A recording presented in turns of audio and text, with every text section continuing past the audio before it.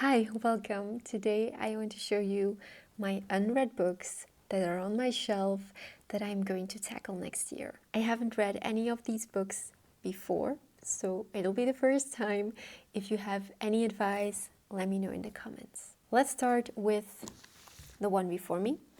This is a very old edition of Moll Flanders by Daniel Defoe. This is what it looks like. Quite a big one. I have never read any of Defoe's works before. This is going to be the first one, and I hope I will like it. I will also be reading some Everyman's Library editions. Boccaccio, D. Cameron. I've heard great things about it. I know it's taking place in medieval times. I purchased this one in Italy in a bookstore, and it's a big one, so I hope I will like it. Next, I have Byron's Travels by Lord Byron. This is such a beautiful edition, and it's obviously a book that I'm not going to read in one go. It'll be in sections because it's just going to be too much. But these are his poems, letters, and journals. Then I have Speak Memory by Vladimir Nabokov, and this is a biography. The author of Lolita, and I'm very curious because I heard very good things about this biography. Next, I want to read Elizabeth Gaskell for the first time. This is a stunning edition of Cranford. And I also have North and South. Here it is. And I selected it for the book club of next year, for 2026. I actually bought it in Shakespeare and Company. Here is the stamp that they put in my book. And this is a Penguin Classics edition. This is a Chiltern Classics edition. So I will be reading both of these in 2026. Next, I have The Private Papers of Henry Rycroft by George Gissing. I never heard of this author. I don't know if I will like it. I have low expectations, but it's a very beautiful book. I got it in a secondhand store in Dublin. I think it was Dublin. Next, I have How to Be a Tudor by Ruth Goodman. I loved How to Be a Victorian by her, and it comes with images in color. And I also have a book review of How to Be a Victorian. I'm very excited about this one because I liked the other one so much. Then we have a very intimidating one, Paradise Lost by Milton, and I've been postponing this one. I really need to get to it. And I got myself a Norton Critical Edition because it comes with a lot of extra material, and I think I'm going to need it. Next, I have The Histories by Herodotus. Here it is. And I got myself a translation by Tom Holland.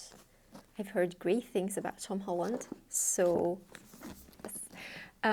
also quite intimidating because of its size, but I think I'll be okay. If you have any advice, drop it in the comments. And then Notes from the Underground and the Gambler by Dostoevsky.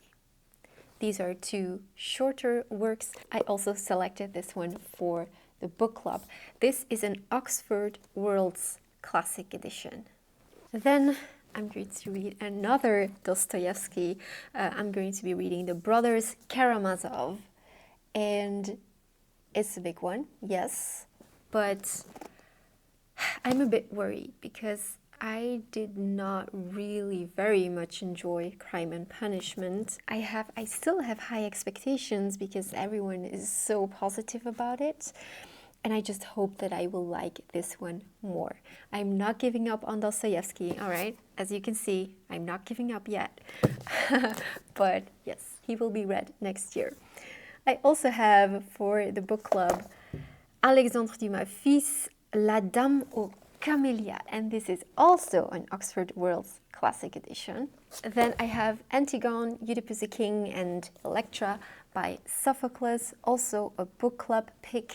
I have Pendennis by Thackeray, and the only book I've read by Thackeray was Vanity Fair.